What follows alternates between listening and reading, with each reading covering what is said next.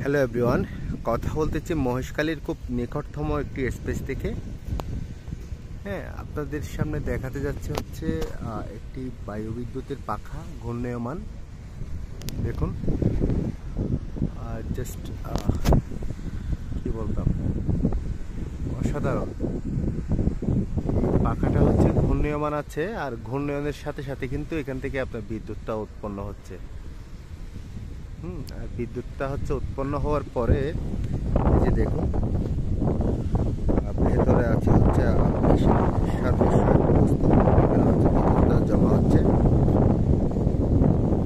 জমা হওয়ার পরে এটা হচ্ছে বিভিন্ন প্রক্রিয়াজাতকরণের মাধ্যমে হচ্ছে আপনার জাতীয় গ্রিডে যায়। জাস্ট এক কথায় অস্থির একটা ভিউ। শব্দটা একটু দেখুন আপনারা কেমন।